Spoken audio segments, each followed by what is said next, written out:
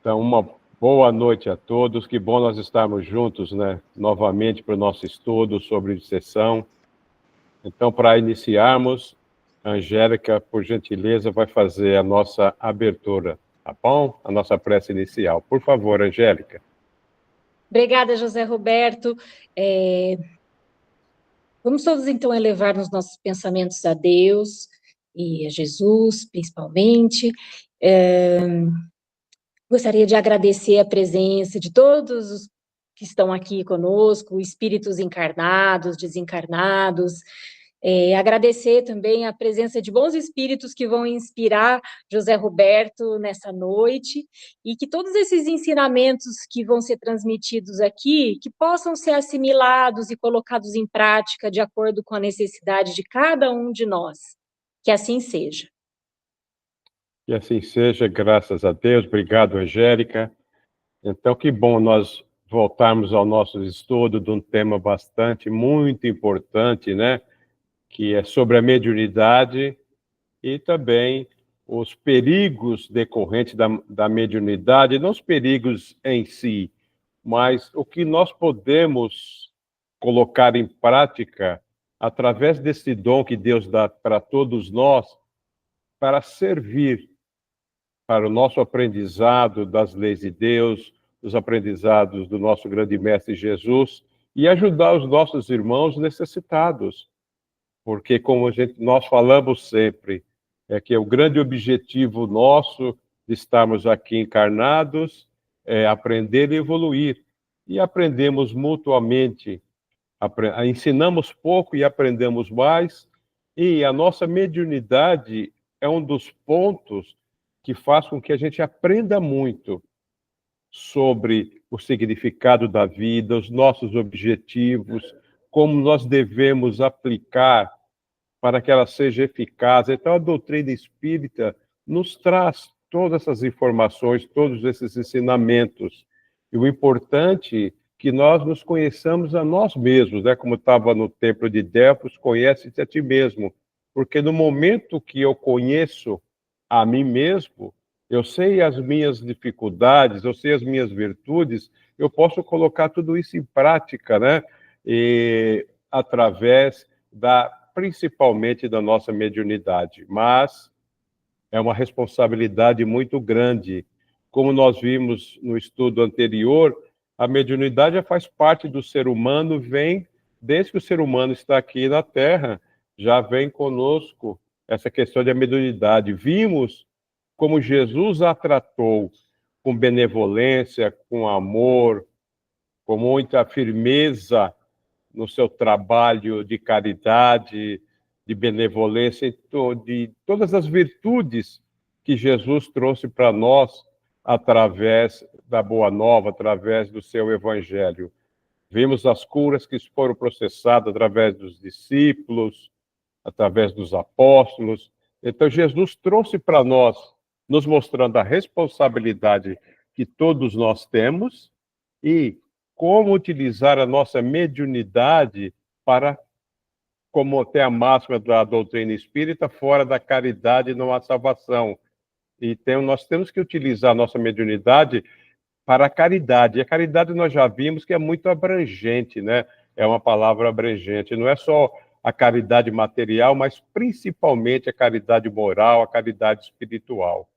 E então nós começamos nosso estudo, Vida da Obsessão, porque é algo muito importante que nós devemos estar bem atentos quanto a isso para não sermos pegos de surpresa.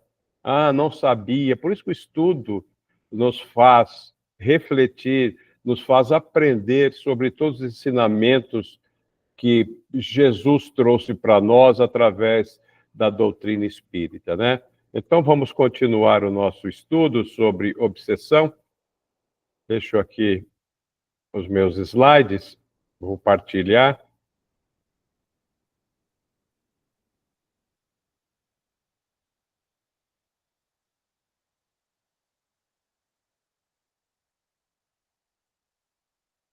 Todos estão vendo? Sim. Deixa eu vir aqui. Passou o slide? Ou Sim, não? Então, acrescentou um item. No mesmo slide da então tá obsessão bom. tem 2 Ah, pontos.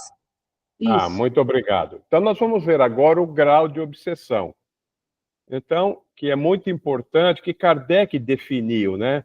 Nós vamos ver o que Kardec definiu como os graus de obsessão. Então, vamos lá. Então, ele traz novamente o ensinamento que na obsessão o espírito atua exteriormente, com a ajuda do seu perispírito. Novamente, ele traz a informação muito importante sobre o perispírito. O nosso perispírito participa de todas as nossas ações do nosso espírito. Como nós já estudamos aprendendo, ele é o elo entre o espírito e o corpo físico. Então, toda a questão da mediunidade tem o seu processo através do nosso perispírito, né? Que ele nos fala que ele identifica quando o encarnado, ficando esse, afinal, enlaçado como se fosse uma teia, e constrange, né, aquele que está sendo obsediado a proceder contra a sua vontade. Então, novamente, ele dá o ensinamento, que isso é obsessão. Depois ele vai falar que a obsessão é uma palavra muito ampla, depois ele vai definir como ele entendia ser as derivações da obsessão. Então, vamos continuar. Ele continua. A obsessão apresenta vários caracteres que temos que distinguir e resulta no grau de constrangimento, no grau do que o obsidiado vai receber de interferência, né? Da natureza do efeito que ele produz. Então, ele fala, a palavra obsessão é, de certo modo, um termo genérico, é um termo amplo, pelo qual se designa esta espécie de fenômeno, cujas principais variedades são obsessão simples, a fascinação e a subjugação. Então, Kardec, no Livro dos Médiuns, ele dá essa definição para obsessão. Depois nós vamos complementar, que depois ele traz a questão da possessão. Mas, inicialmente, vamos nos ater à obsessão simples. O que ele define como obsessão simples? Ele define a obsessão simples, verifica-se a obsessão simples quando o espírito moralmente inferior se impõe a um médium, intromete-se nas comunicações contra a vontade do médium, impede que esse se comunique com outros espíritos e substitui os espíritos que são evocados. Então, ele inicia, através do seu contato com a prática, com o seu contato que ele recebe da Sociedade Espírita de Parisiense, então recebendo casos que ele identifica e vai estudando e fala, existe essa obsessão simples. Quando um médium recebe a interferência de um espírito e diferente daqueles que são evocados. Então, é uma coisa bem simples, ele vai interferir naquele momento, né? Então, ele continua, qualquer médium, principalmente quando lhe falta experiência, que nós sabemos que com o nosso estudo, no início, falta para todos nós a experiência. Por isso que é importante nós aliarmos o estudo e a experiência, porque ambos vai nos fortalecer o conhecimento e nós vamos buscando e vamos identificando qual a mediunidade que prevalece em todos nós, né? Então, pode ser enganado por espíritos mal intencionados. Nesse obsessão simples, são os espíritos mal intencionados que querem atrapalhar o nosso andamento como médium, o nosso trabalho especial, nosso trabalho importante que nós temos, e a responsabilidade grande com a nossa mediunidade, né? Ele fala que, no entanto, caracteriza a obsessão simples é a persistência de um espírito em perturbar as comunicações e a dificuldade que o médium encontra para se livrar-se desse inconveniente. Porque aquele médium que está iniciando menos experiente, ele tem essa dificuldade para se livrar daquele inconveniente. Porque que o Kardec presencia e nos ensina? Que a obsessão simples é mais inconveniente. Por quê? É um espírito que está realmente, somente ele querendo passar a sua mensagem, não deixando que outro interfira. Mas aí é um inconveniente que todos nós médios iniciantes temos essa dificuldade de perceber, de entender e de avaliar no momento específico, na prática mediúnica. Por isso que é importante nós estudarmos, vermos qual a nossa tendência mediúnica, e o estudo vai nos proporcionar isso, e aliar isso com a prática. Nós praticando a mediunidade, nós vamos criando possibilidade de conhecimento quanto à mediunidade de cada um de nós. E esse inconveniente na obsessão simples, nós vamos conseguindo administrar. E ele continua. Pode-se incluir nessa categoria os casos de obsessão física, isto é, a que consiste nas manifestações ruidosas e obstinadas de alguns espíritos, que fazem-se ouça espontaneamente pancada ou outros ruídos. Então, nós realmente, na obsessão simples, espíritos que manifestam pancadas, ruídos, qualquer tipo de ruído, qualquer tipo de pancada, eles se façam ouvir. Então, isso se torna também um grande inconveniente. Mas aí ele traz um ensinamento, nós vamos ver agora, muito importante. É aí que o Kardec nos alerta, e nós vamos perceber que isso acontece muito quando nós não estamos atentos aos acontecimentos com a nossa mediunidade, com o nosso dia a dia. Então ele fala, a obsessão simples apresenta, porém, alguns sinais que surgem esporadicamente. Esses sinais que Kardec nos alerta, que nós devemos estar muito atentos, que aí realmente pode agravar de obsessão simples para fascinação, subjugação, e vai depois no caso de possessão. Então ele fala alguns sinais que surgem esporadicamente, mas que pode repetir e agravar com o passar do tempo, se nada for feito para neutralizá-los. Por isso nós temos que estar muito atentos quando nós iniciamos esse nosso trabalho mediúnico. Por isso, novamente, frisamos a questão do estudo, porque nós temos que, quando iniciar esses casos de obsessão simples, nós temos que neutralizar, nós temos que atacar a causa para que o efeito não se perdure e não aumente. Aí ele dá realmente a dica dos sinais, que é muito importante, e se nós pararmos e vermos realmente, acontece isso muito conosco mesmo, e é um sinal muito importante que nós devemos estar atentos. Os sinais mais comuns são irritação. Eu fico normalmente irritado, por exemplo. Ciúme, você me dá aquele sentimento de ciúme, de inveja, de ideia de perseguição, amargura, ansiedade, parece doenças que não sei de onde vêm, doenças fantasma, vaidade, arrogância, irreverência, atitudes debochadas ou convenientes, etc. Então, Kardec já nos sinaliza com esses sinais que acontecem frequentemente conosco, com certeza, que nós devemos estar atentos. Nesse caso específico, é uma obsessão simples, mas se pode agravar se nós não cuidarmos. Não adianta nós cuidarmos do efeito, nós temos que cuidar da causa. Por que eu estou irritado? Por que eu tenho ciúme? Por que eu tenho inveja? Por que eu tenho vaidade? Nós temos isso.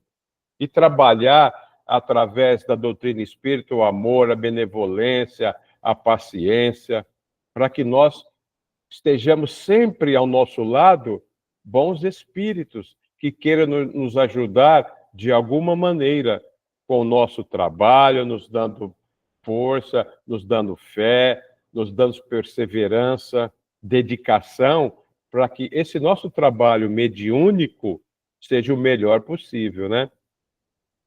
De alguma forma, a pessoa passa a adotar comportamentos mais marcantes. Então, muda o comportamento. E a gente percebe isso num amigo, num ente querido, que muda realmente esse comportamento. Diferente do usual, que surpreende os que os conhecem melhor. Então, esse ensinamento que Kardec trouxe, eu parei realmente para analisar e refletir, e isso é verdade.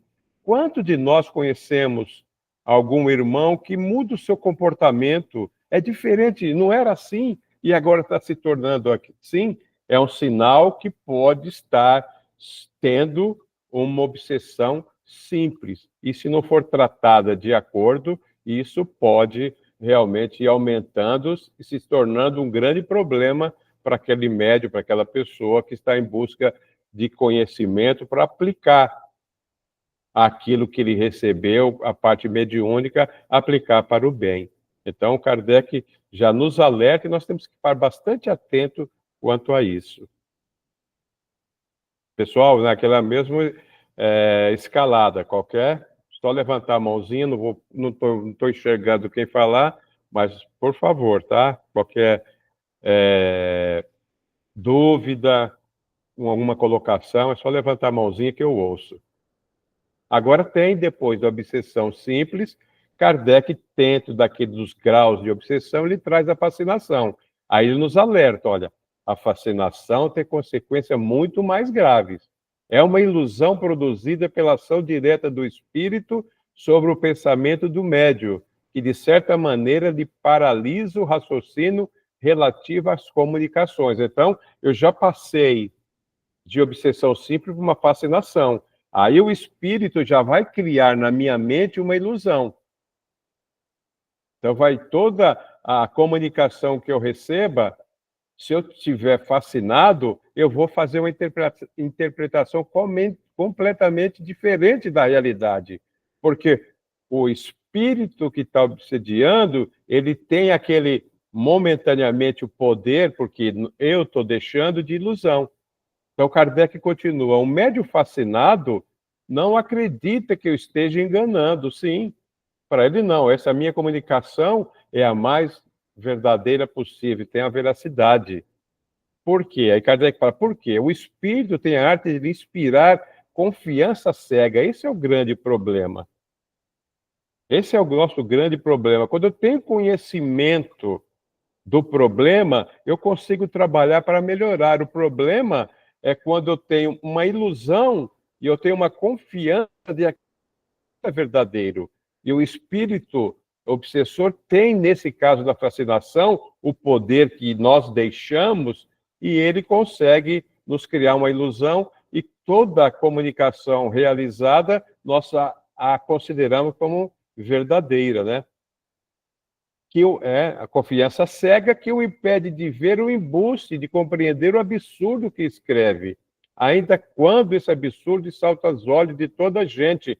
Então, tem as pessoas que estão vendo, e isso é fácil de verificar que estamos no médium fascinado, porque nós trazemos comunicações das mais absurdas possíveis, que vão de contrário à doutrina espírita. Mas, como eu estou, entre aspas, cego, iludido por aquele espírito obsessor, eu não consigo enxergar isso. E eu entendo como a verdade e vou brigar, entre aspas, dizendo que aquilo é uma verdade, por mais que alguém me diga o contrário. Então, a ilusão pode mesmo ir até o ponto de fazer achar sublime a linguagem mais ridícula. Porque eu estou naquele momento fascinado, eu estou naquele momento envolvido por um espírito obsessor que está querendo mostrar uma inveracidade e que eu aceito como uma verdade, né? Fora erro acreditar que esse gênero de obsessão só estão sujeitas pessoas simples, ignorantes e baldas de senso, que não têm senso, não. Acontece com todos. E Kardec continua aqui, vamos ver na próxima? Kardec fala, dela não se acha isento nem os homens de mais espírito, né, aqueles que têm uma convicção espírita muito forte, que está empenhado em praticar corretamente a sua mediunidade, mas se deixa iludir por aqueles espíritos que querem. Então, os mais simples, então esses espíritos que têm mais convicção, os mais instruídos, os mais inteligentes sobre outros aspectos, o que prova que tal aberração, essa fascinação, é efeito de uma causa estranha, cuja influência nós, médios, sofremos, né? Então, não independe da minha inteligência, não depende se eu tenho uma convicção espírita, mas se eu abaixar a guarda, eu vou ter a ilusão e ficar fascinado e aí realmente começar a trazer comunicações inverídicas, a escrever algo absurdo contra a doutrina espírita, né? Olha a grande responsabilidade nossa, nós estarmos sempre, que eu costumo falar, com o nosso padrão vibratório sempre positivo, né? Que é pensar coisas boas, fazer coisas boas e falar coisas boas, sempre deixar aos nossos lados os bons espíritos, para que nós não estejamos ao lado de espíritos que querem nos prejudicar de todas as maneiras, e principalmente a questão da mediunidade, né? Ele continua, efetivamente, graças à ilusão que dela decorre, o espírito conduz o indivíduo de que ele chegou a apoderar-se, como faria como cego. Somos conduzidos. E ele pode levar a aceitar as doutrinas mais estranhas, teorias mais falsas, como se fosse a única expressão da verdade. Então, olha nossa responsabilidade com a doutrina espírita, com nós mesmos, com os nossos irmãos, que nós talvez pudéssemos ajudar, mas nós vamos atrapalhar e muito e contribuir para que doutrinas estranhas, teorias falsas, sejam levados como se fosse uma verdade absoluta, né? Ainda mais pode levá-la a situações ridículas, comprometedoras e até perigosas. Realmente, quantos médios que nós conhecemos que realmente se deixaram influenciar por questão de vaidade? Porque a melhor mensagem mediúnica não é aquela que vamos exacerbar a todos, só trazer coisas bonitas, coisas boas, não. Normalmente, a melhor mediunidade é aquela que é eficaz, aquela que pode ajudar. Só nós relembramos dos casos que Jesus fez, né? Então, essa é a verdadeira mediunidade curadora. Então, a vaidade, muitas vezes, de muitos médios, os tornaram fascinados e atrapalharam demais a própria mediunidade deles, muitas vezes retiradas para que ele não contraísse mais débitos e acreditando em doutrinas que fugiam da verdade, principalmente o que trazia para nós a doutrina espírita, né?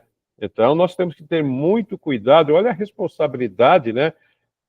Que bom que Kardec trouxe, né, no livro dos médios, essa preocupação, porque ele vivenciou isso, né? Quando ele decodificou a doutrina espírita, a questão da mediunidade. Olha o que pode acarretar, as dificuldades que pode acarretar, se nós não tivermos preparados para que possamos realizar esse trabalho muito bonito que é a mediunidade. Então, nós temos que ter muito estudo, muita responsabilidade, atrair sempre bons espíritos para ao nosso lado.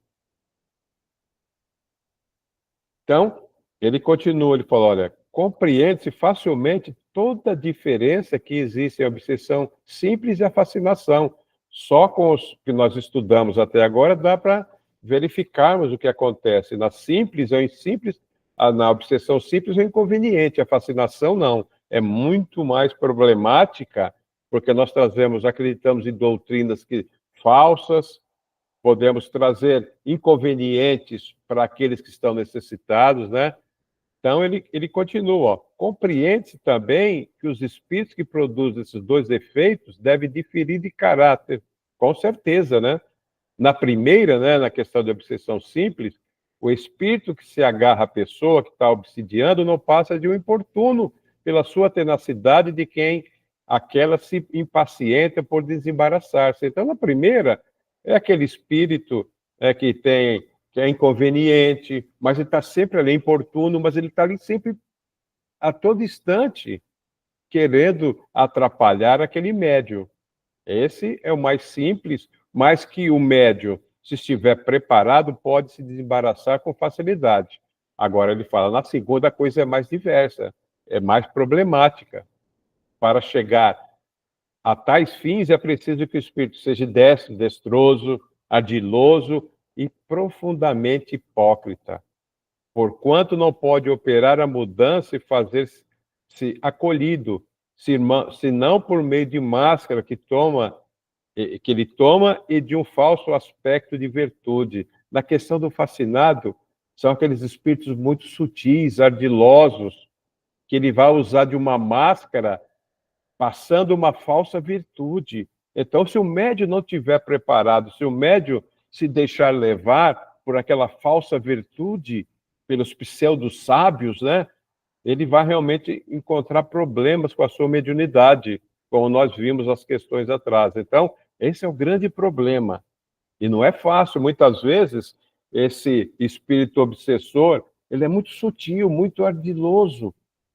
Tem uma inteligência grande, mas uma moral baixa, mas ele, para nos prejudicar, ele vai usar da sua influência com nomes diferentes, com nomes imponentes, uma virtude que ele sabe que nós talvez vamos tomar como uma virtude importante, mas é falsa, não tem um aspecto de virtude somente no nome, mas não tem na prática, né? Então, isso nós temos que tomar muito cuidado, que esses obsessores são muito sutis, né? Vamos continuar aqui. Então, os grandes termos, né? Caridade, humildade, amor de Deus, lhe servem como que de carta de crédito, né? Esses obsessores fascinadores. Porém, através de tudo isso, deixa passar sinais de inferioridade, que só o fascinado é incapaz de perceber. Então, quando o médium está completamente fascinado, ele não percebe nada disso. Como eles são tão sutis e ardilosos, esses obsessores, olha o alerta. Por isso mesmo, o que o fascinador mais teme são as pessoas que veem claro, que conseguem enxergar a verdade. Aquele que vai tentar modificar no médium fascinado os seus valores, mostrar para ele que ele está errado por algum motivo. Então, o obsessor fascinador não quer isso. Daí, constituir a tática desse fascinador, quase sempre, é inspirar ao seu intérprete o afastamento de quem quer que lhe possa abrir os olhos. E eu já vi realmente muito disso naquele médium fascinado, onde o doutrinador, algum amigo, quer afastá-lo, quer mostrar para ele que ele está no caminho errado, e ele se afasta. Ele se afasta porque ele, pela sua vaidade, ele não quer enxergar a vaidade. Ele acha que ele sendo, entre aspas, um bom médium, ele só vai receber coisas boas, de bons espíritos, né? Esse é o grande problema e essa grande ardileza, sutileza de um espírito, um obsessor que possa fascinar o médium. Então, nós temos que estar bem atentos a isso. O que vai dar para nós essa experiência é o estudo e a prática mediúnica. Sermos humildes como Jesus foi, para que nós possamos, com a nossa humildade, atrair bons espíritos, praticar o bem, sermos benevolentes, fazermos tudo com dedicação, tudo com amor, para que aqueles bons espíritos estejam sempre ao nosso lado, nos orientando, o nosso anjo protetor nos orientando, nos intuindo, para que a gente possa exercer a mediunidade da melhor maneira possível. Algum comentário até agora, gente? Está bem claro? Alguma dúvida? Alguma colocação? Podemos prosseguir? Aí Kardec nos traz a subjugação. Aí essa é mais amplo ainda, né? É o item do Livro dos Médiuns da subjugação, é uma constrição que paralisa a vontade daquele que a sofre e o faz agir a seu mau grado. Numa palavra, o paciente fica sob o verdadeiro jugo, por isso subjugação. Aí é mais aqui, mais forte do que a fascinação, porque na fascinação você tem uma ilusão, o espírito obsessor cria uma ilusão. Nesse, a subjugação, ele consegue paralisar a nossa vontade. Nós não mais nos agimos pela nossa vontade, ficamos sobre o verdadeiro jugo, né? O espírito obsessor nos conduz aonde ele queira. Imagine o que é possível fazer quando você está sobre uma subjugação. Olha a responsabilidade que nós vamos fazer em questão de tudo, em questão da parte moral, na parte espiritual, na parte física, porque nós não vamos mais contribuir com nada para a doutrina espírita, vamos nos desajustarmos através da experiência negativa das quais teremos. Então, a subjugação já é muito mais do que a fascinação. E, infelizmente, na nossa atuação da doutrina espírita, a gente percebe médiuns, pessoas que são subjugadas a todo instante, que são conduzidas por espíritos que querem só nos prejudicar. Então, a subjugação, Kardec nos fala, pode ser moral ou corporal. Olha o problema aqui, né? Ele vai nos levar aonde queira moralmente e fisicamente. No primeiro caso da moral, o subjugado é constrangido a tomar resoluções muitas vezes absurdas e comprometedoras por uma espécie de ilusão que ele julga sensatas.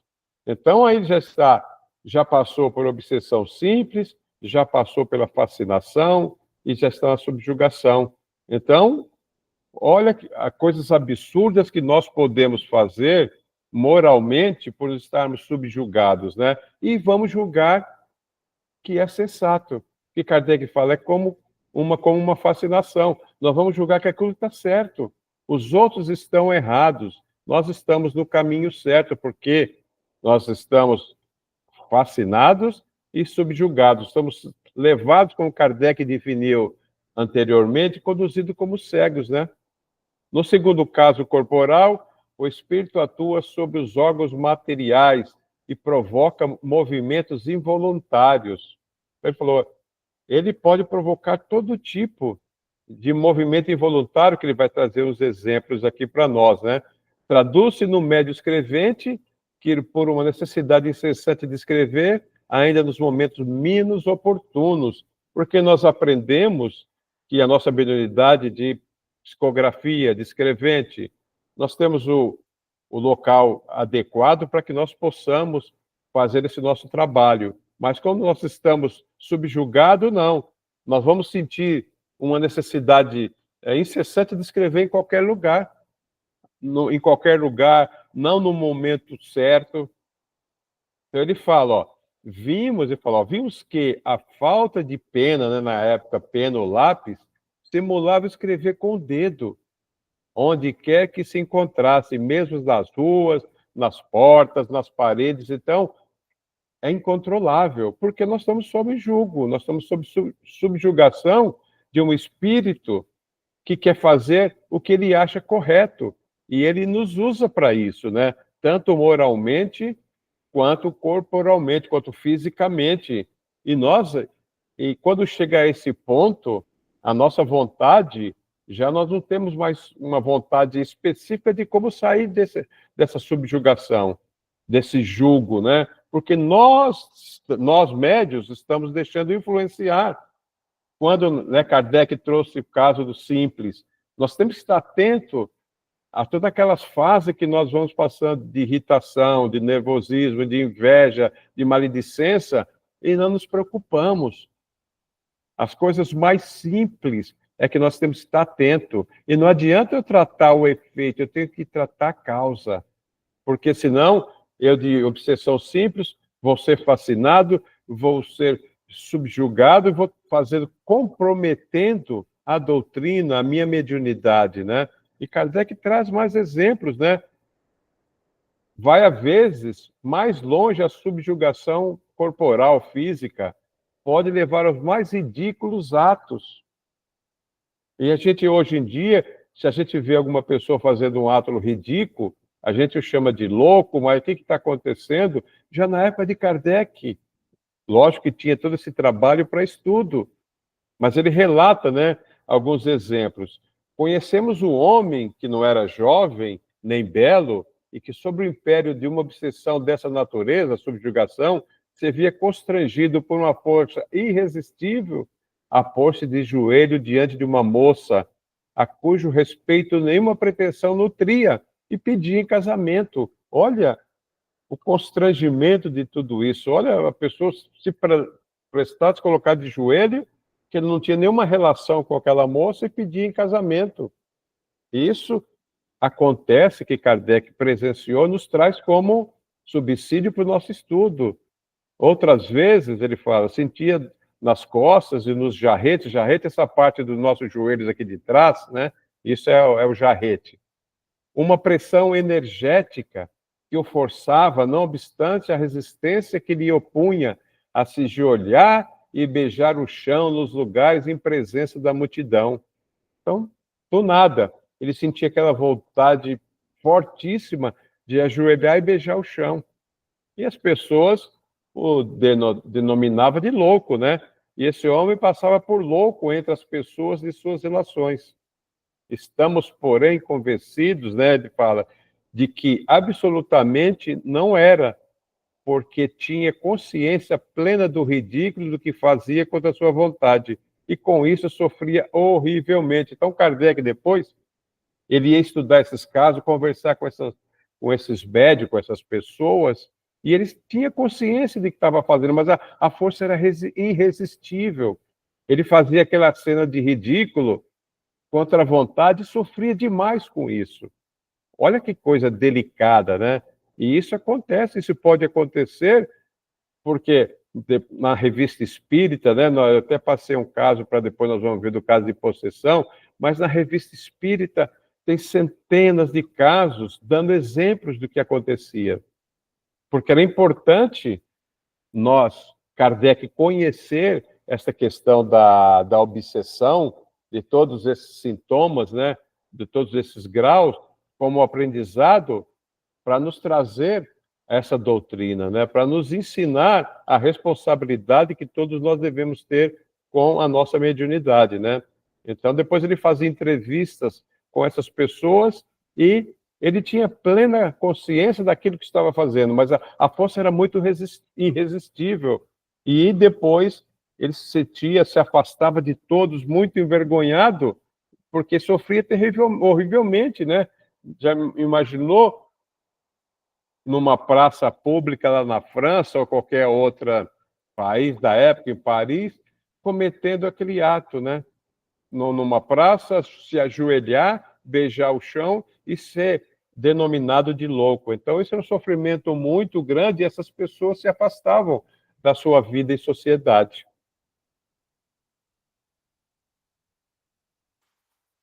Ok?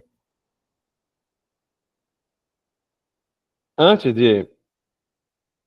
Aí nós já vimos o caso obsessão simples, fascinação e subjugação.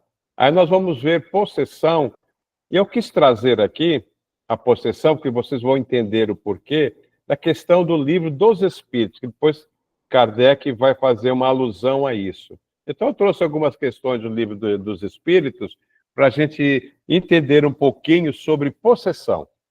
Então, no livro dos Espíritos, a 473, Kardec pergunta: pode um espírito tomar temporariamente o invólucro corporal de uma pessoa viva, isto é, introduzir-se num corpo animado e obrar em lugar do outro que se acha encarnado nesse corpo? Resposta: o espírito não entra em um corpo como entras numa casa. Identifica-se com o espírito encarnado, cujos defeitos e qualidades sejam os mesmos que seu. Aí tem, né, uma afinidade. A fim de obrar, a fim de fazer conjuntamente com ele. Mas o encarnado é sempre que atua, conforme quer. sobre a matéria de que se acha revestido. Um espírito não pode substituir-se ao que está encarnado. Por isso que esse terá de permanecer ligado ao seu corpo ao termo fixado para a sua existência material. Essa é uma resposta que depois nós vamos ver que Kardec a entendeu de um pouquinho diferente. Mas aqui, então, eu tenho mais aqui do Livro dos Espíritos para nós irmos entendendo. Então, a 474 do Livro dos Espíritos.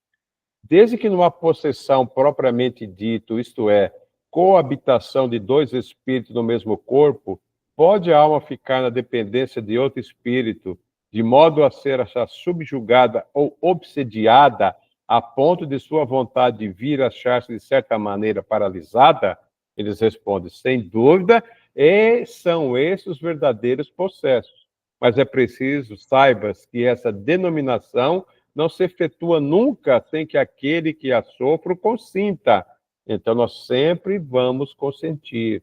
A responsabilidade nossa é muito grande, porque nós temos a nossa vontade, o nosso livre-arbítrio. Quer por sua fraqueza, quer por desejá-la.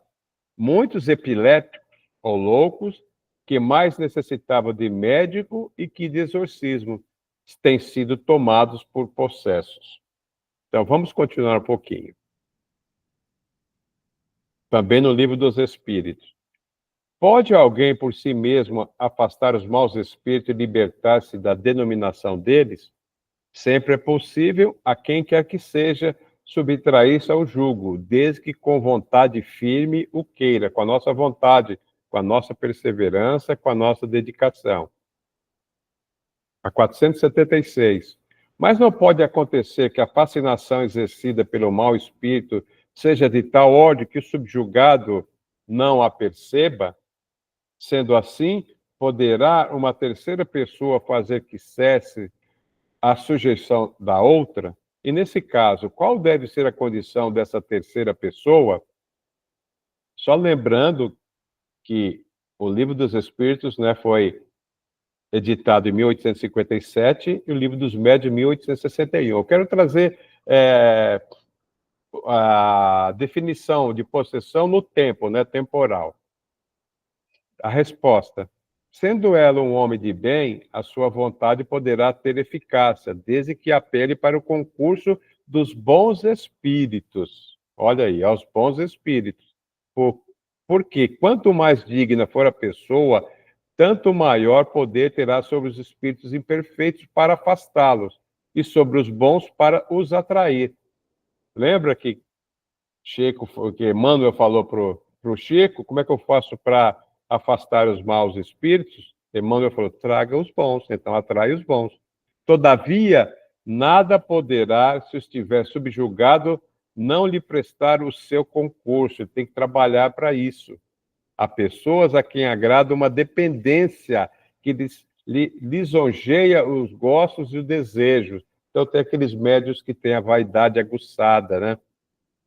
Não vai trabalhar, não trabalha para que aquela obsessão, aquela possessão possa atuar. Ele gosta daquilo, né? Qualquer, porém, que seja o caso, aquele que não estiver puro o coração, nenhuma influência exercerá. Os bons espíritos não lhe atendem ao chamado e os maus não o temem. Então, nós temos que estar com a pureza do nosso coração, né? O que nós fazemos de bom, o que nós pensamos de bom, o que nós falamos de bom, o que nós agimos na bondade, né? Isso é muito importante. A nossa vontade está nisso, né? Continuando. As formas de exorcismo têm qualquer eficácia sobre os maus espíritos? Não. Esses últimos riem e se obstinam quando vem alguém tomar isso a sério. Então não tem amuleto, não tem forma nenhuma de exorcismo. Eles vão rir de tudo isso, né? Pessoas animadas de boas intenções, de que nada obstante, não deixam de ser obsediadas. Qual, então, o melhor meio de nos livrarmos dos espíritos obsessores? Cansar-lhes a paciência. Nenhum valor lhes dar às sugestões, mostrar-lhes que perde o tempo em vendo que nada consegue. Afastam-se. Aí depende da nossa perseverança, do nosso trabalho, do nosso padrão vibratório, a gente vai cansar. Se nós não dermos vazão às influências desses espíritos, eles vão cansar.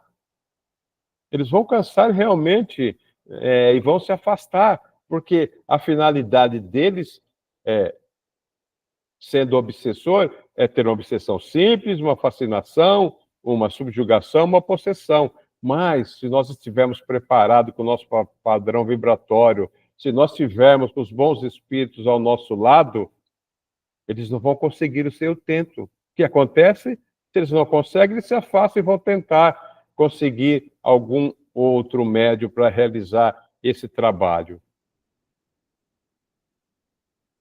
Continuando ainda no Livro dos Espíritos, para depois nós entendermos aonde Kardec chegou, né? A prece é o meio eficiente para a cura da obsessão.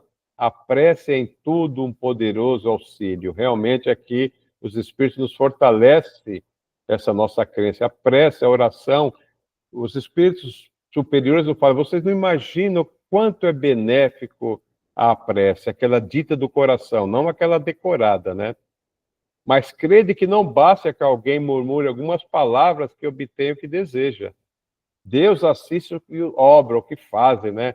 Não os que se limitam a pedir. É, pois, indispensável que o obsediado faça, por sua parte, o que se torne necessário para destruir em si mesmo a causa das atrações dos maus espíritos. Aquilo que nós já falamos, né? O que vai atrair os espíritos, os maus, os mais inferiores, né? É o nosso padrão vibratório, o nosso pensamento. Através do nosso pensamento, do que nós fazemos, é que nós vamos definir quem vai estar ao nosso lado, né? Mas por mais que eu faça, por mais que eu ore, por mais que eu faça uma prece, mas se eu penso negativo, se eu faço coisas ruins, se eu falo coisas ruins, quem vai estar ao nosso lado, né? E a 480. Que se deve pensar da expulsão dos demônios mencionada no Evangelho? Depende da interpretação que se lhe dê. Se chamais demônio ao mau espírito que subjuga o indivíduo, desde que se lhe destrua a influência, ele terá sido verdadeiramente expulso. Realmente, né? Se o demônio atribuídes a causa de uma enfermidade, quando houverdes curado, direi com acerto que expulsasse o demônio.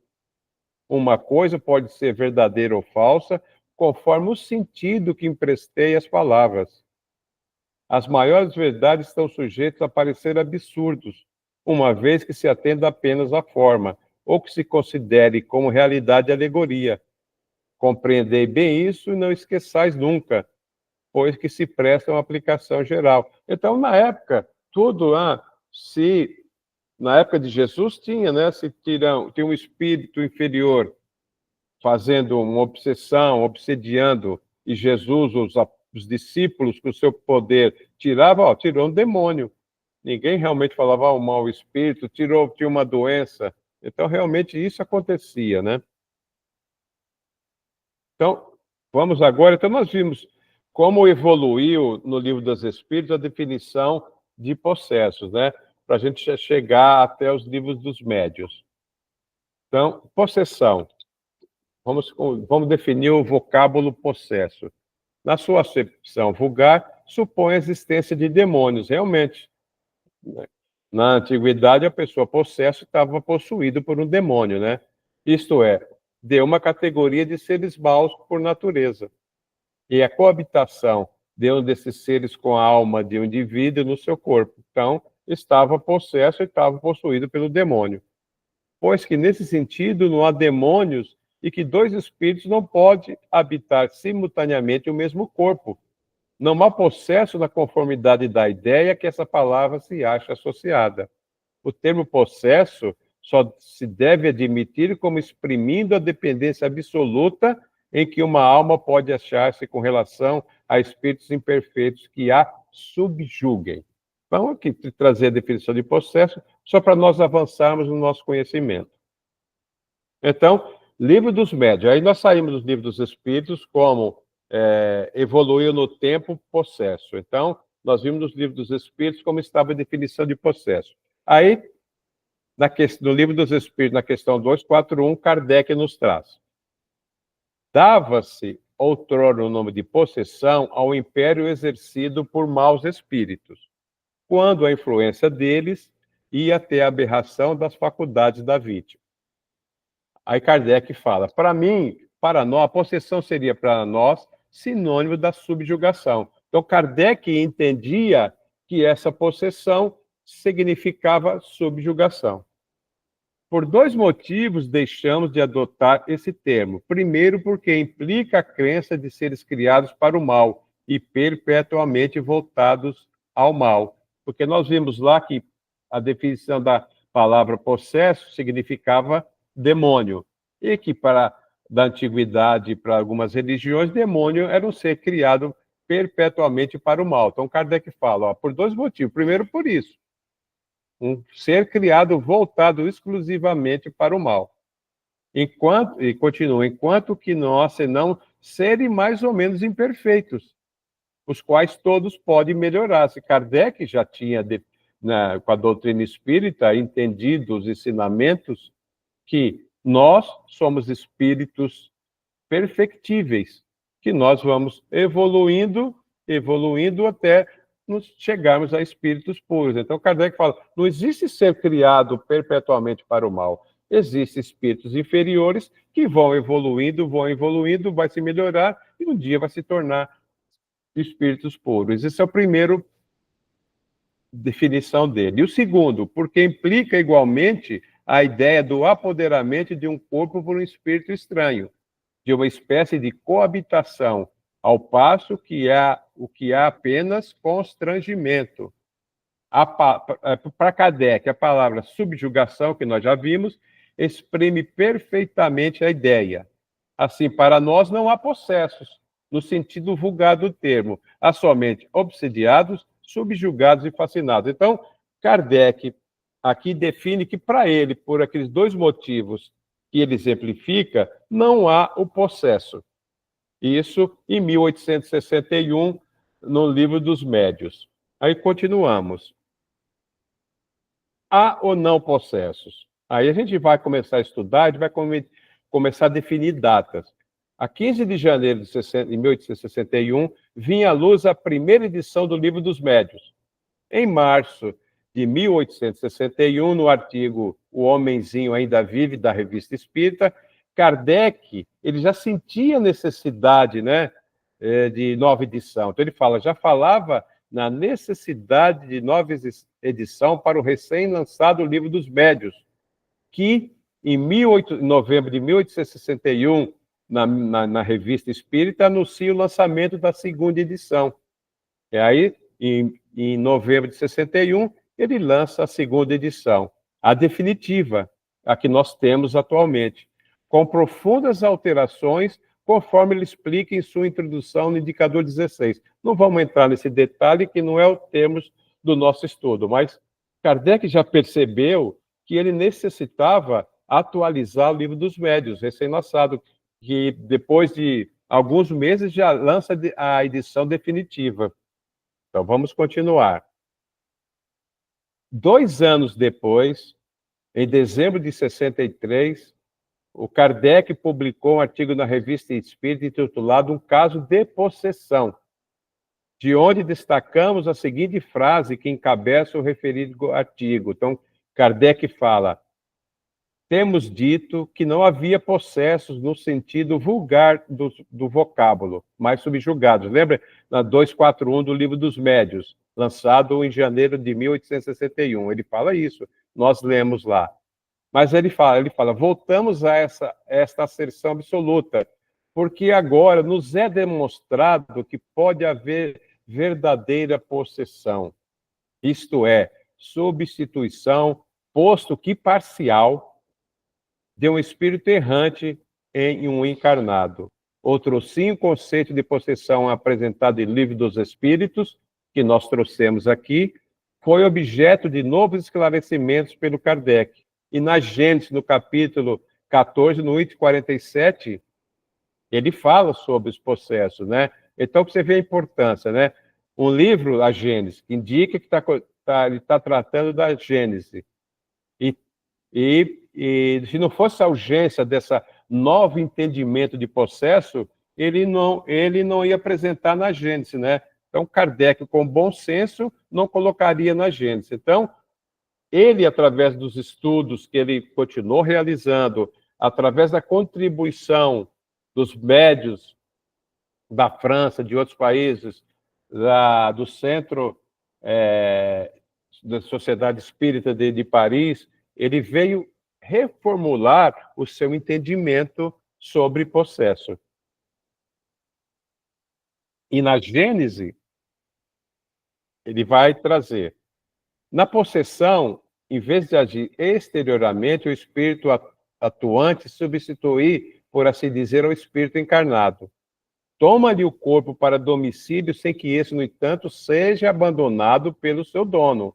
Porque nós aprendemos, a doutrina espírita, é muito importante, que não pode haver a coabitação de dois espíritos no mesmo corpo. Mas aqui, como Kardec depois ele fala, parcialmente. Não, no entanto, não seja abandonado pelo seu dono, pois que isso só se dá após a morte. Então, quando nós desencarnamos, nós já aprendemos que o corpo físico se decompõe, volta ao fluido cósmico universal, o nosso espírito com o nosso perispírito vai para o nosso verdadeiro lar, que é o mundo espiritual. Então, Kardec fala, a possessão, conseguintemente, é sempre temporária e intermitente, porque um espírito desencarnado não pode tomar definitivamente o lugar de um encarnado, pela razão de que a união molecular do perispírito e do corpo só se pode operar no momento da concepção. Nós já estudamos isso, a gente vê que realmente durante a concepção, o perispírito, né, é unido ao corpo molécula a molécula. Então, isso aí realmente só vai cessar com a morte física do corpo. Mas Kardec, com seu estudo, com as informações recebidas, ele fala, olha, temporariamente é possível. E tem vários exemplos também na Revista Espírita, e um caso que eu passei para todos, né? O caso da Júlia, lá dá muito realmente, quem teve tempo e conseguiu ler, vai estar todos os detalhes, como é que se processa esse caso da possessão, né? Mas vamos continuar. De posse momentânea do corpo do encarnado, o espírito serve dele como seu próprio fora. Fala pela sua boca, vê pelos seus olhos, tudo físico, né? Opera com seus braços conforme faria estivesse vivo. Não é como na mediunidade falante, que o espírito encarnado fala transmitindo o pensamento de um desencarnado.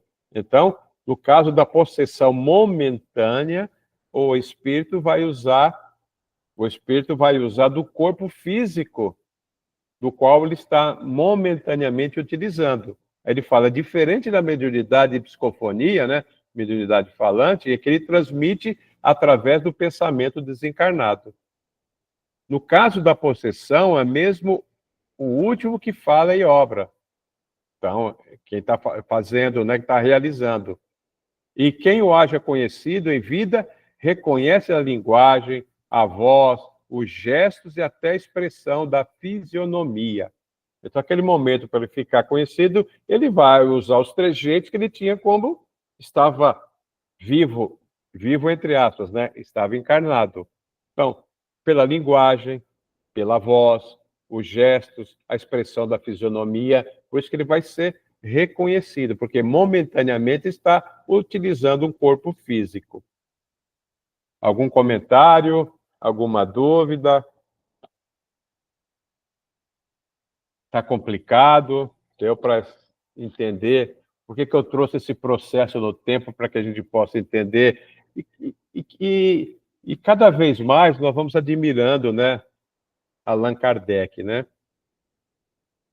Da veracidade do seu trabalho, porque ele trouxe, com a sua humildade, a sua simplicidade, ele pôde reavaliar algo que ele tinha deduzido e trazido novamente uma nova versão, porque a prática mostrou para ele, né? O seu estudo mostrou para ele. Como é interessante isso, né?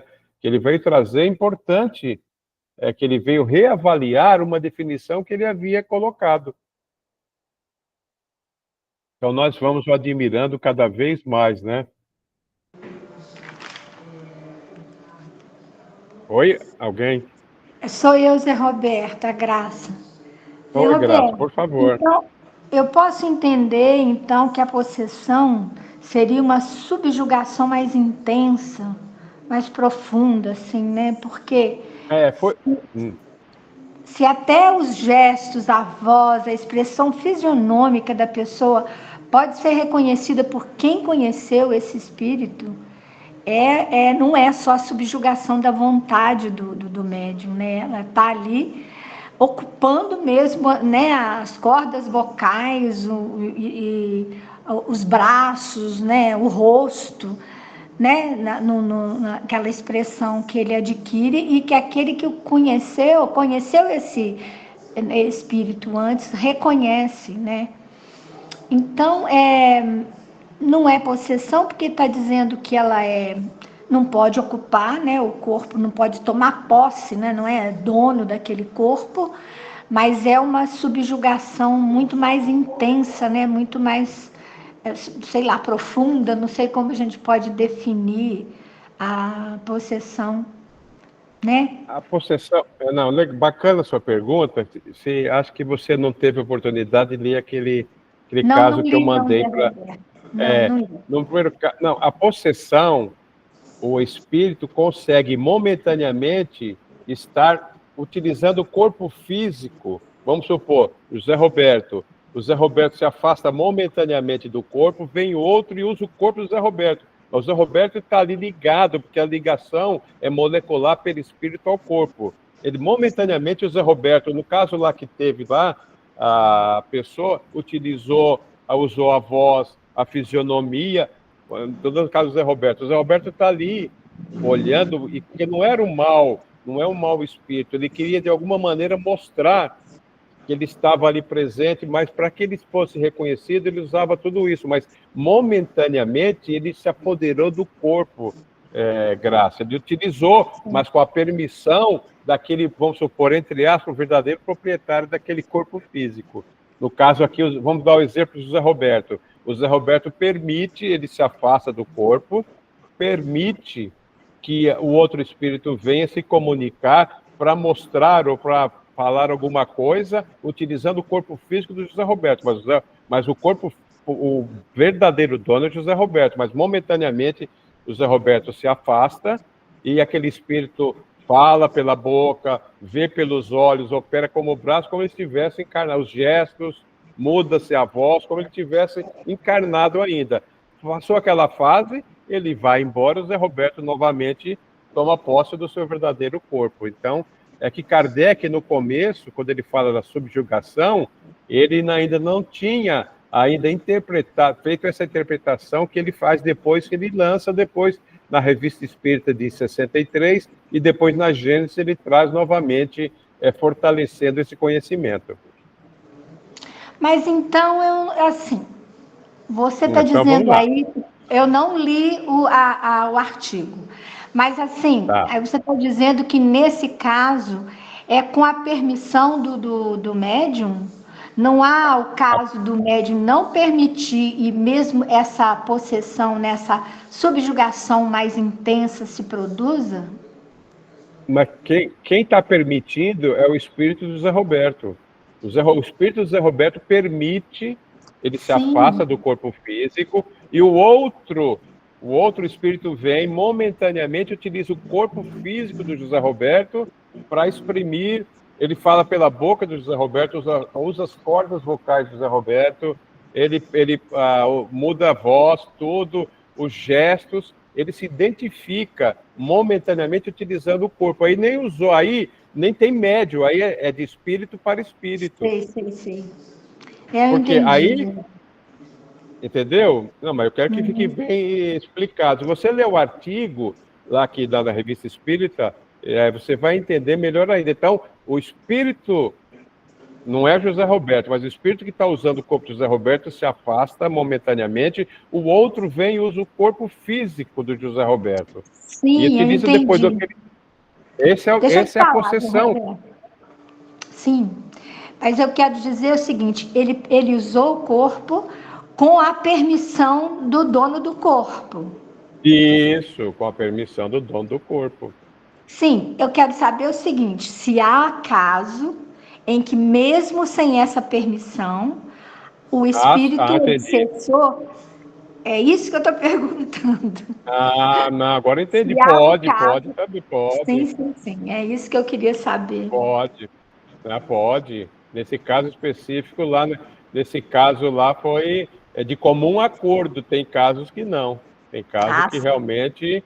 Aí ele utiliza agora entendi, ele utiliza da subjugação para momentaneamente utilizar aquele corpo e conduzir, e pode ser até um perigo. Tem um caso, esse eu estou falando da Júlia, o primeiro caso. Tem o segundo caso, que a pessoa pegou até uma faca para auto se flagelar quando foi impedido. Então não tinha permissão nenhuma. Então pode acontecer. Agora entendi sua pergunta. Pode acontecer sim, Graça. Ô Zé Roberto, sabe por que eu estou falando isso? Porque eu conheci uma senhora que ela, num momento assim, ela não aceitava isso, mas ela teve, assim, ela foi induzida, ela era induzida a se jogar na frente de ônibus, sabe, a tentar se matar. E a gente sabia que era uma influência ali de algum espírito, né, que estava ali tomando conta dela, porque ela tomava essas atitudes, entendeu? Então, você falando aí, eu lembrei desse caso que eu conhecia muitos anos atrás. Então, por isso que eu fiz essa pergunta. Não, Mas agora tá eu tudo entendi. claro. Então, sim, tem os dois casos. E depois, se nós tiver um tempinho, Graça, pega aquilo que eu mandei da Revista Espírita, esses dois casos. Um que é permitido uma permissão tranquila, sem problema nenhum. E depois tem um caso que existe até o perigo que a pessoa ia se autoflagelar com uma faca e foi impedido pelas pessoas que estavam ao lado. Então, pode sim, os dois casos. Sim, igual o caso que eu te falei agora. As pessoas tinham que segurar essa mulher porque ela queria se matar. Mas então tá certo. Acontece, Obrigada, sim. Zé Roberto. É isso Mas mesmo. isso derivado do caso da subjugação. Sim. Obrigada. Nada. Então vamos lá? Então, na obsessão há sempre um espírito malfeitor. Na possessão pode tratar-se de um espírito bom, que queira falar e que pode causar maior impressão nos ouvintes. Então, aqui que nós estamos falando, no primeiro caso que eu estava falando com a Graça, é um espírito bom, mas pode tratar-se. No caso da obsessão, há sempre um espírito malfeitor. Nesse caso que nós vamos ver na Revista Espírita, não. Toma do corpo de um encarnado que voluntariamente lhe empresta, como emprestaria seu fato auto-encarnado. Isso se verifica sem qualquer perturbação ou incômodo, durante o tempo que o espírito encarnado se acha em liberdade, como no estado de emancipação, conservando-se esse último ao lado do seu substituto para ouvi-lo. Tem vários relatos também, né, nas obras espíritas, em que realmente daram, se não me engano, foi... me faltou agora, não sei se foi o João, o evangelista João, ou se foi o Francisco de Assis que houve isso. Ele substituiu a um encarnado momentaneamente que ficou ao lado ouvindo a sua palestra. É muito interessante isso. Então, nesse caso, a obsessão sempre malfeitor, na possessão pode tratar de um espírito bom, que no caso daquele exemplo que eu dei primeiro, mas tem os casos que realmente tem aquele espírito que queira prejudicar demais e até causar perda de vida se os deixarem. Quando é mau o espírito possessor, então agora nós estamos indo no caso que a Graça falou, né, do bom e do mal, as coisas se passam de outro modo. ele não toma moderadamente o corpo do encarnado, arrebato, se esse não possui bastante força moral para resistir. Então, Graça, nós temos os dois lados. Agora que eu tinha entendido a sua pergunta, nós temos dois casos. Falo por maldade para com este, a quem tortura e martiriza de todas as formas, indo ao extremo de tentar exterminá-lo, já por estrangulação, já tirando ao fogo a outros lugares perigosos. No exemplo que foi dado da Graça, tirar à frente do ônibus. Então, olha o perigo, olha a responsabilidade, olha o inconveniente de nós chegarmos com a nossa mediunidade, né, até esse ponto.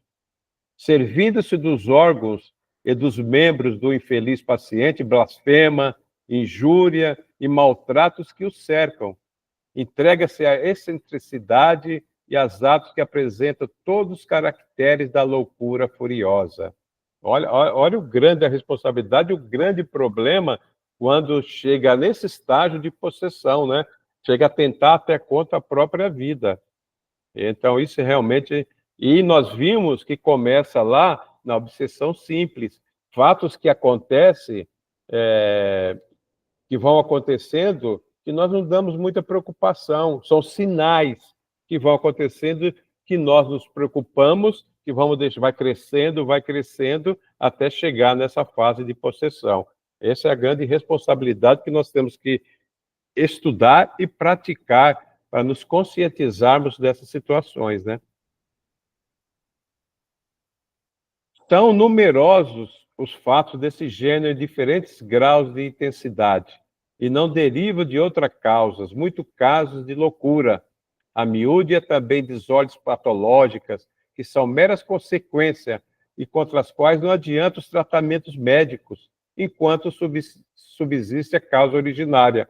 Nós temos que tratar a causa, não o efeito, né? Dando a conhecer esta fonte, de onde provém uma parte das misérias humanas, o Espiritismo indica o remédio a ser aplicado. Atuar sobre o autor do mal, que, sendo um ser inteligente, deve ser tratado por meio da inteligência. E devemos tratar o obsessor com amor, com carinho, com benevolência, com atitudes.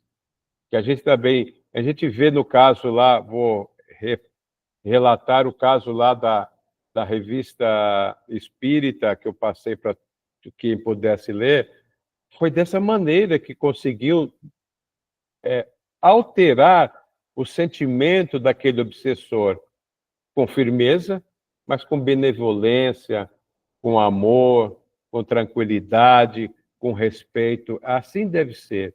Se é um ser inteligente, nós temos que tratar com meio de inteligente, com amor, com carinho, com firmeza. Então, tudo isso é importante para que a gente consiga mudar de alguma maneira esse fato, né? E nós temos muita importância e muita responsabilidade nisso. E também Kardec traz para nós, né? São as mais das vezes individuais a obsessão e a possessão, mas não raros são as epidêmicas. Quando sobre uma localidade se lança uma revoada de maus espíritos, é como se uma tropa de inimigos a invadisse. Pode, então, ser muito considerável o número dos indivíduos atacados. E como exemplos, os possessos de Morzine, uma cidade, está na Revista Espírita, que realmente aconteceu isso. Lá em Morzine teve realmente era uma aldeia que foi tomada por maus espíritos inferiores, que um processo de possessão, né? Então, aí não são mais os indivíduos, mas toda uma comunidade, toda uma aldeia foi atacada, entre aspas, né? Foi obsidiada por esses nossos irmãos mais inferiores, mas que cada um dos indivíduos sofreu essa interferência individualmente, né?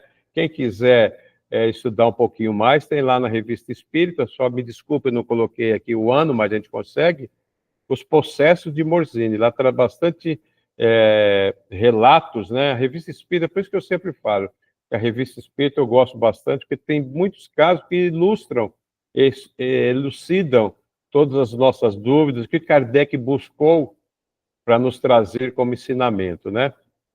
Então, acho que já deu tempo, já finalizei aqui. Então, deixa eu parar a partilha.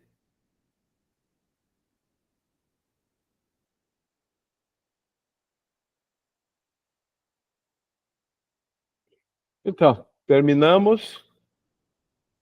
Comentários, dúvida. Quem conseguiu ler aquele artigo da Revista Espírita sobre o processo, que tirou de lição daqueles ensinamentos, né? É um momentinho para nós conversarmos um pouco. Por favor.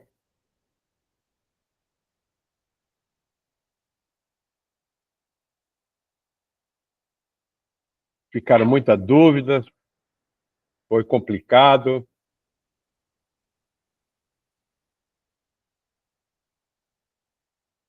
Eu procurei trazer, ao longo do tempo, essa divisão de processo, porque inicialmente Kardec tinha um entendimento diferenciado, né? Depois ele trouxe a explicação que vai elucidar a todos, né? Por isso que eu trouxe um pouquinho do Livro dos Espíritos, né?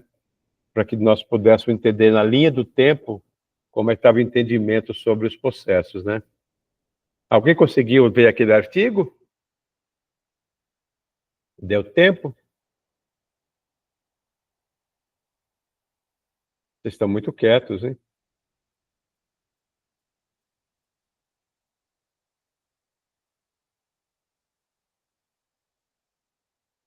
E aí, alguém?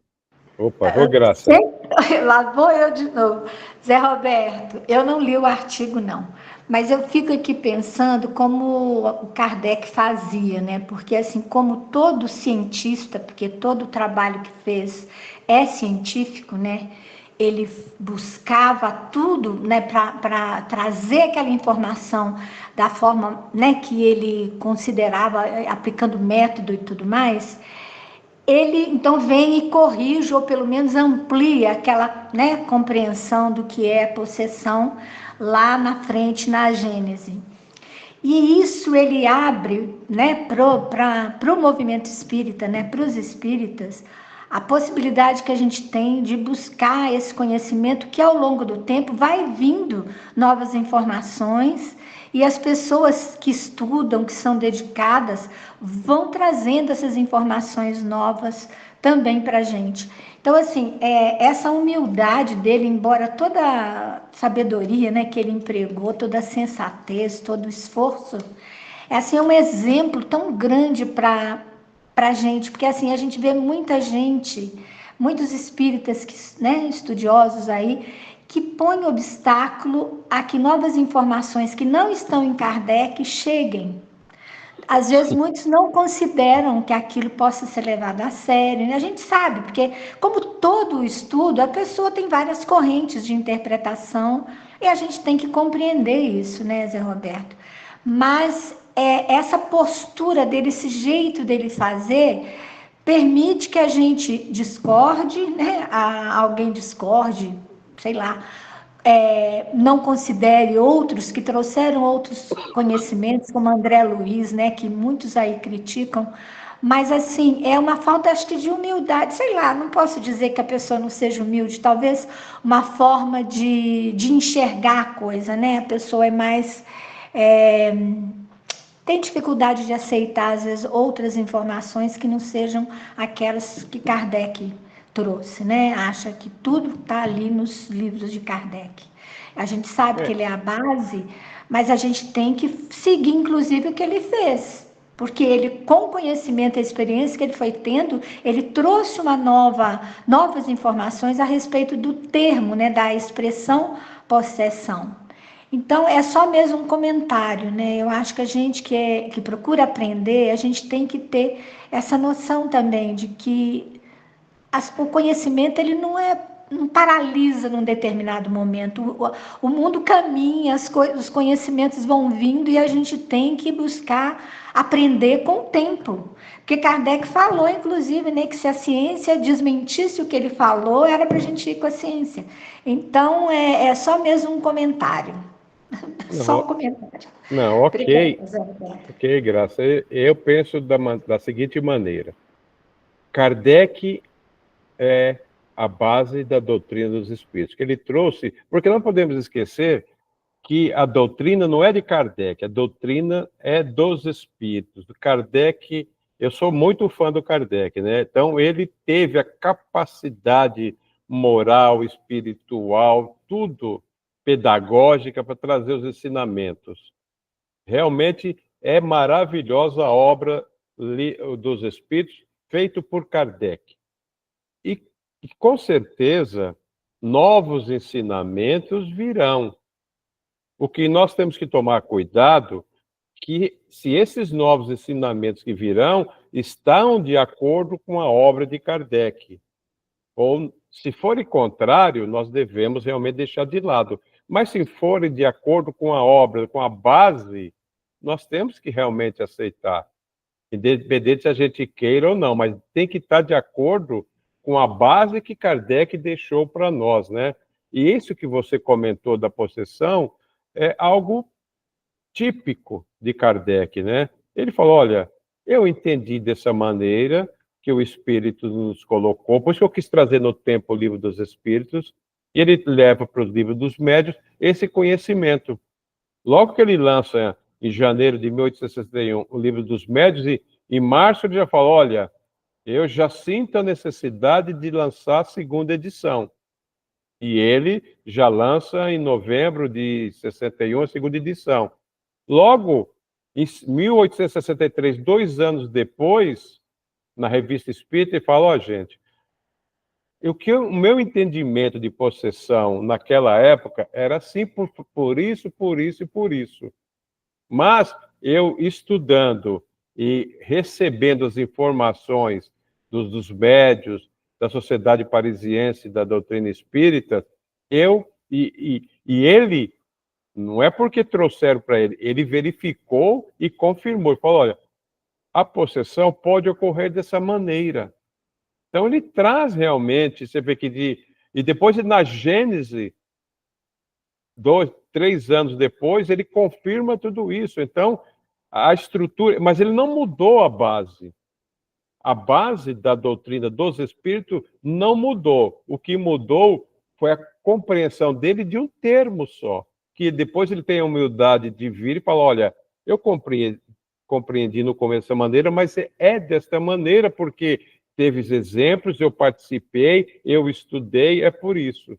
Então, a base não mudou. Isso que é importante. É o novo conhecimento, mas a base é a mesma. Então, vai vir.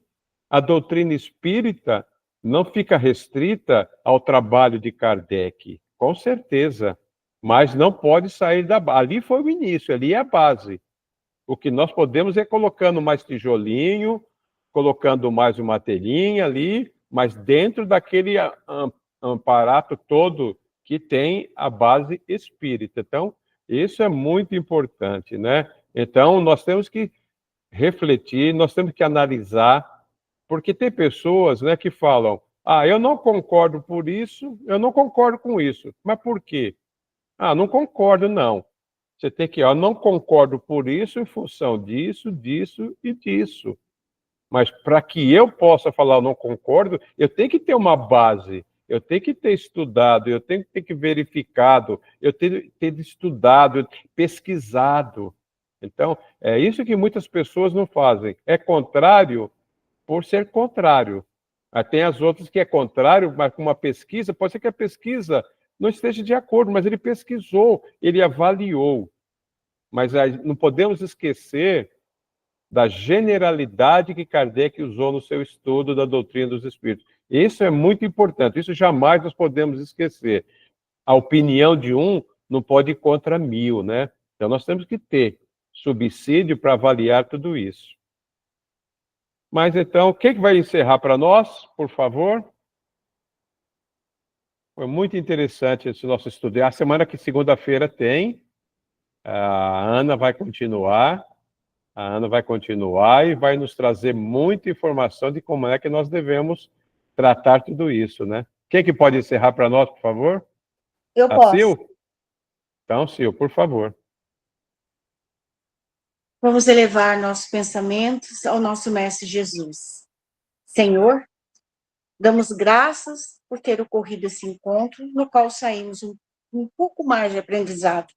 Agradecemos aos bons espíritos que conosco estiveram, nosso anjo guardião, que nos ajudaram a estar aqui reunidos. E agradecemos por todas as graças recebidas e a todos que entraram em comunhão conosco. Que assim seja. Assim seja, graças a Deus. Obrigado Assim pela seja. presença de todos. Foi ótimo estarmos juntos aqui, como sempre, né? E a semana que vem é segunda, não esqueça. Hoje é quinta, segunda-feira nós voltamos ao horário normal. Gente, ótimas semanas a todos. Fiquem com Obrigada. Deus. Boa noite a E até todos. segunda. Até mais. Tchau, Até gente. mais. Até. Tchau, tchau. Tchau, tchau. Boa noite a todos. Boa Que Deus noite. abençoe.